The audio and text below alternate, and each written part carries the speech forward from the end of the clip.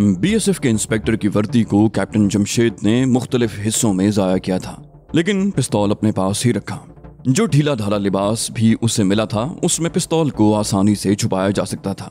जमशेद को इस बात का इल्म था कि अब तक रॉ ने गाड़ी के ड्राइवर और बाकी अमले को काबू कर लिया होगा और उन्होंने यकीनन जमशेद से मुताल्लिक सब कुछ उन्हें बता दिया होगा, क्योंकि जब उन्हें ये इल्म होगा कि जमशेद ने उन्हें उनके एक मफरूर डाकू के नाम पर बेवकूफ़ बनाया है, उनके दिलों में उसके लिए मौजूद हमदर्दी कई गुना ज़्यादा नफरत में तब्दील हो जाएगी।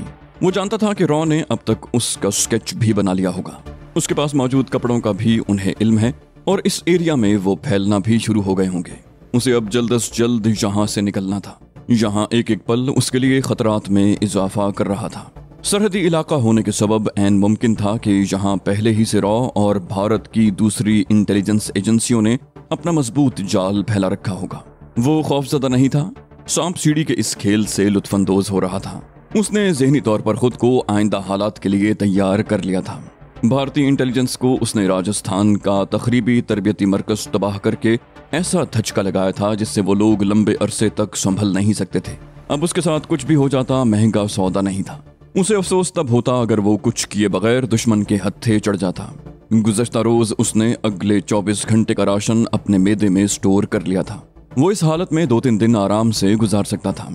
अब उसे फैसला ये करना था कि सरहद की तरफ वापस लौटे या भारत के अंदर दाखिल हो और वहाँ कुछ दिन गुजारने के बाद सरहद पार करने की कोशिश करे।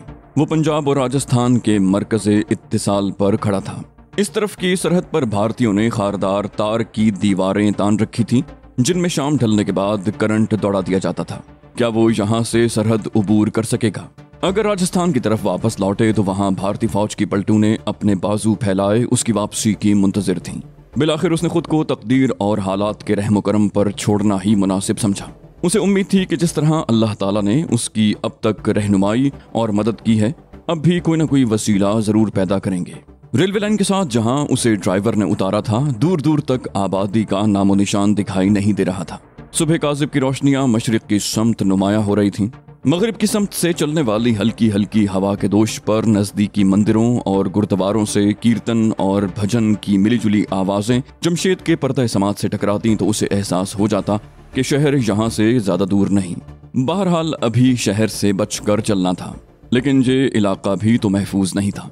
अगर रॉ ने रेलवे लाइन के साथ साथ उसकी तलाश शुरू कर दी तो वो लोग जल्द ही उस तक पहुंच जाएंगे। मुमकिन है शहरी आबादी में उसे कोई गोशाए आफियत मयसर आ जाए।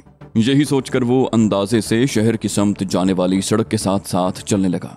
कैप्टन जमशेद को तब इल्म नहीं था कि वो गंगानगर को अबोहर से मिलाने वाली शाहरा के साथ साथ सफर कर रहा था। सुबह के आसार नुमाया होने लगे थे। ये उसकी खुशकिस्मती थी कि सर्दियों की वजह से सूरज ताखीर से तुलू होता था, वरना अब तक तो यहाँ दिन चढ़ाया होता। जल्द ही उसे एक पेट्रोल पंप की मौजूदगी के निशानात दिखाई दिए। थोड़ी देर के बाद उसे एक मुसाफिर बस इस तरफ आती दिखाई दी। जमशेद ने सड़क के किनारे लगे दरख्तों की ओट से छुपकर बस का नंबर वगैरह पढ़ने की कोशिश की। बस की हेडलाइट्स रोशन थीं और उसकी डेकोरेशन लाइट्स की मदद से उसने बस की छत पर अंग्रेजी में लिखा पंजाब रोडवेज का साइन पढ़ लिया था।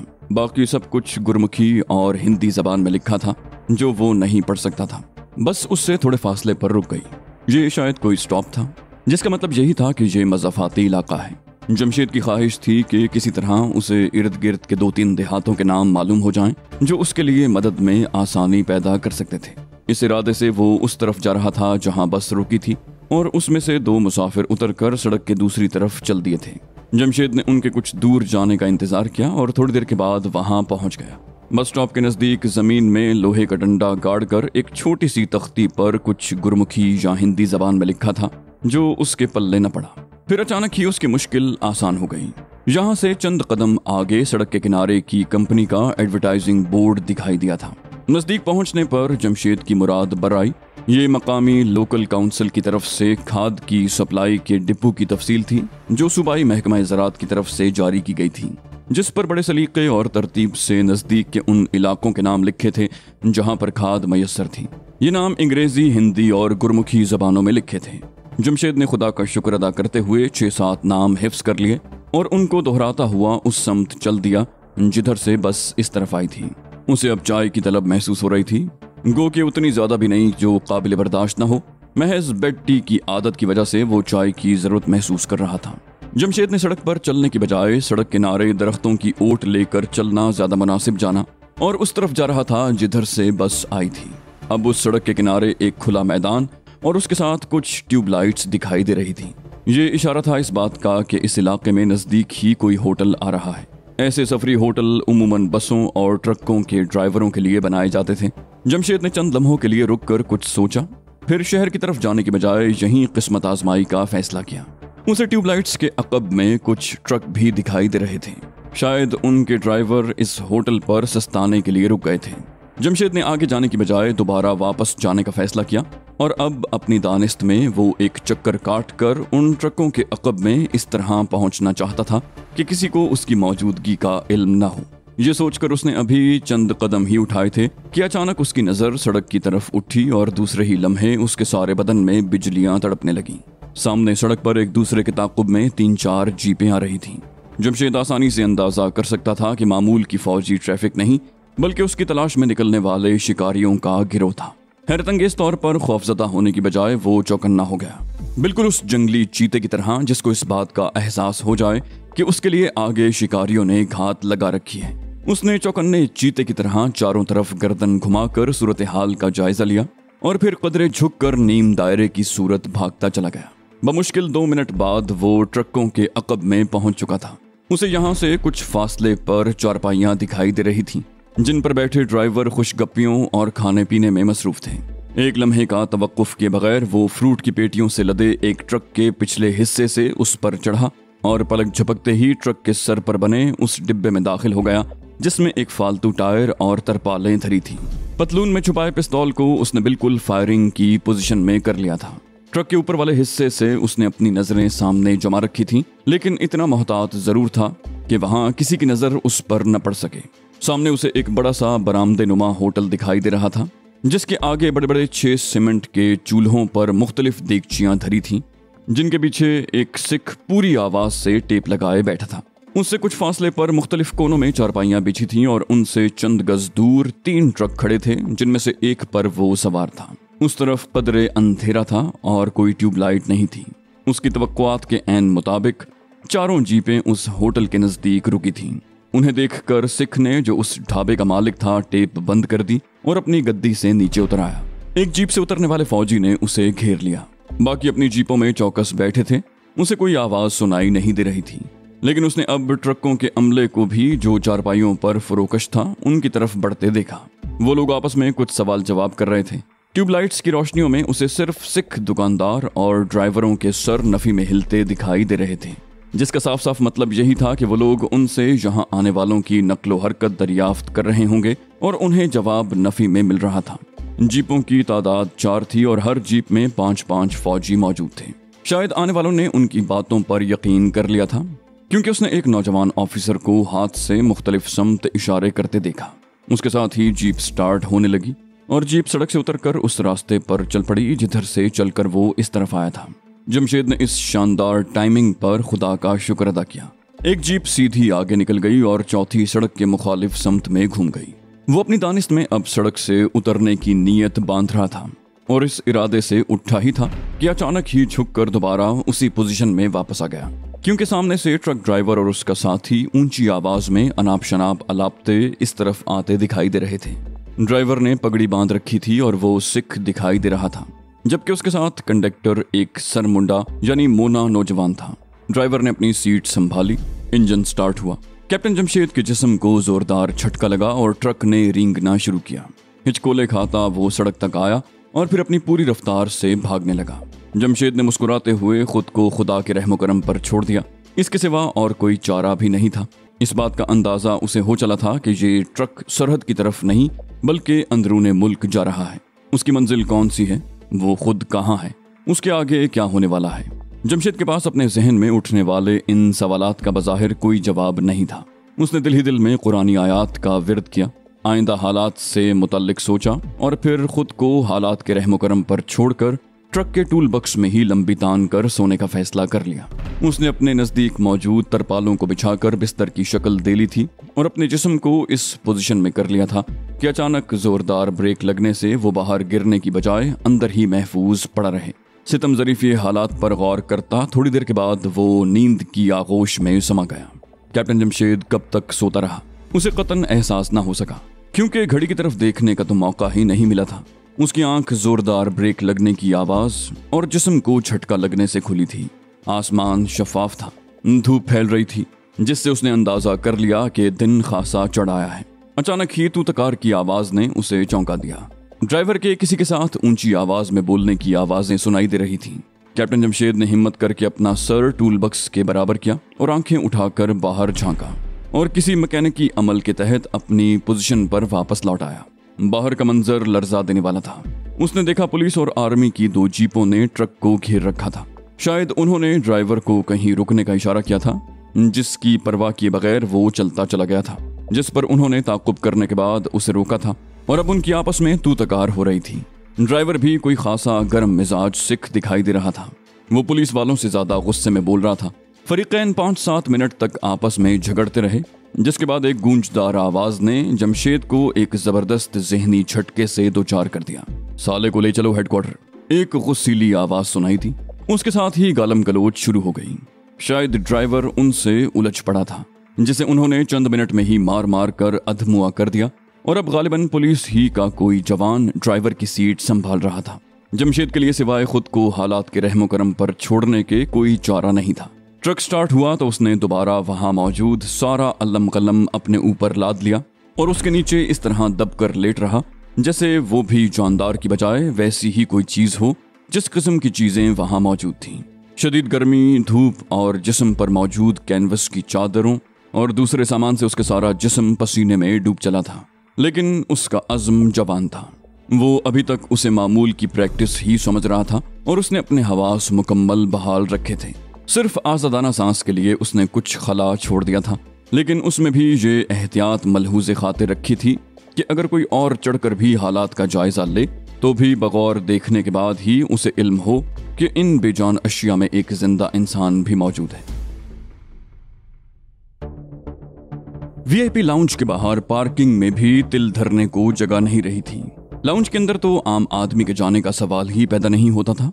मुख्तलिफ अखबारात के नुमाइंदे हैरत से ये मंजर देख रहे थे, गो कि उनके लिए ऐसा रश मामूल की बात थी।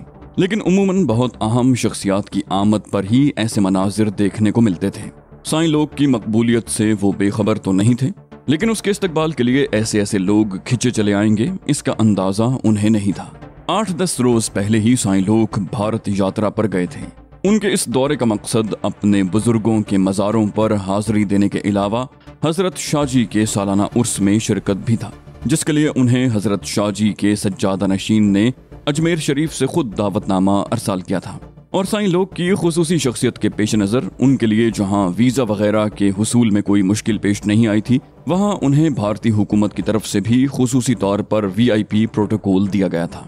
और दिल्ली के हवाई अड्डे पर उनके इस्तकबाल के लिए जहां हजरत शाहजी के सज्जादा नशीन छोटे शाह साहब मौजूद थे, वहां 2 सरकारी अहलकार भी मौजूद थे, जिन्होंने साईं लोग के गले में फूलों के हार डालकर उनका बड़े हार्दिक मन से स्वागत किया था। साईं लोग यूं तो गुज़श्ता 7-8 साल से भारत में मुख्तलिफ बुजुर्गों के उर्स में शमूलियत के लिए जाते रहे थे, लेकिन इस मरतबा उनकी शिरकत बड़ी अहमियत की हामिल थी।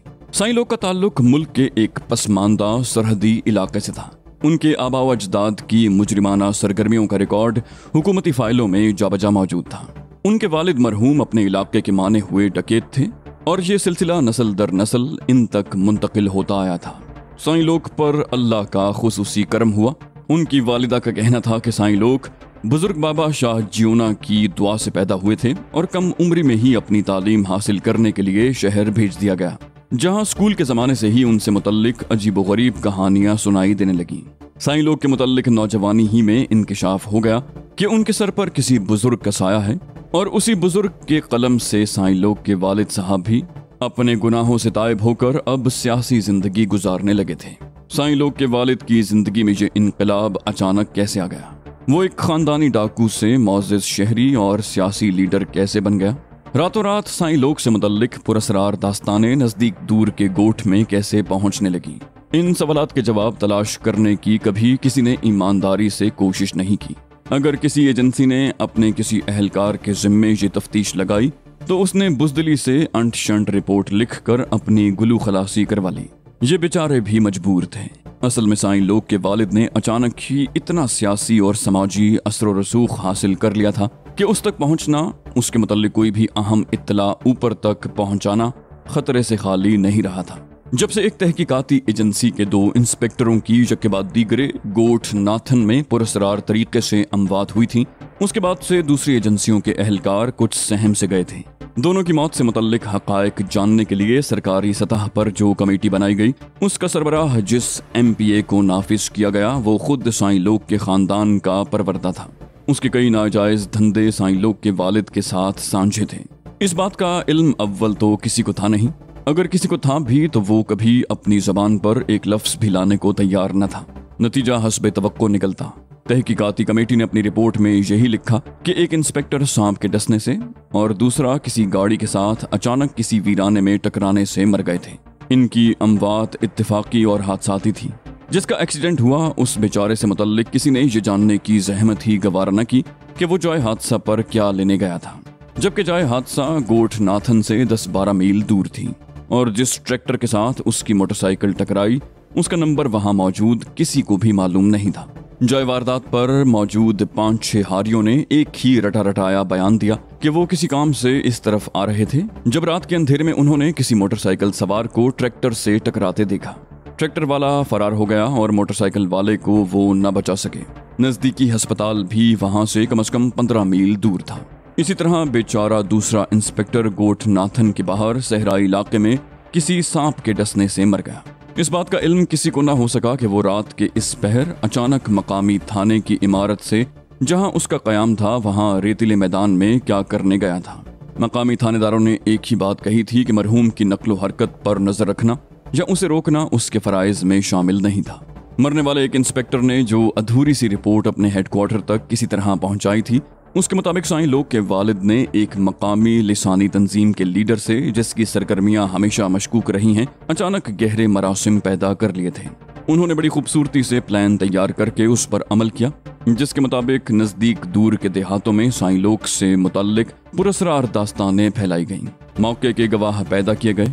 देखते ही देखते साईं लोग का हल्का अहबाब बढ़ता गया और उसके वालिद की मौत तक नजदीक दूर के शहरों से उसकी शोहरत निकलकर मुल्क के कोने कोने तक फैल गई। साईं लोग अब अपने गोठ पर साल में 1-2 मरतबा ही जाते थे और अक्सर उनका कयाम अपनी शहर की रिहाइश गाह ही में होता था। उनके मुरीदों का हल्का किसी एक तबका फिक्र के लोगों तक महदूद नहीं था। मुख्तलिफ सियासी जमातों के रहनुमा, समाजी मजहबी रहनुमा, शोबिस के बड़े बड़े लोग उनके हल्का अहबाब में आते थे। सरकार दरबार तक उनकी रसाई थी। उनके हुक्म और इशारे से कई तकदीरें बनने और बिगड़ने लगती थी। और मजे की बात तो ये थी कि साईं लोग मुर्दों से ज्यादा खवातीन में मकबूल थे। बड़े बड़े अमायदीन, शहरों मुमलिकत की बेगमात, एक्ट्रेस, सोशल वर्कर्स उनकी मुरीद थीं। इनमें खानम भी शामिल थी, जो मुल्क की सबसे महंगी और सरकारी हलकों में सबसे मकबूल मॉडल शुमार होती थी। गो कि अब खानम ने मॉडलिंग को खैर बात कह दिया था और सोशल वर्कर की हैसियत से अपनी शनाख्त बना ली थी। लेकिन आज भी उसके सैकड़ों उशाक मुल्क के कोने कोने में उसके एक इशारे अबरू पर अपनी जान निछावर करने के लिए तैयार रहते थे।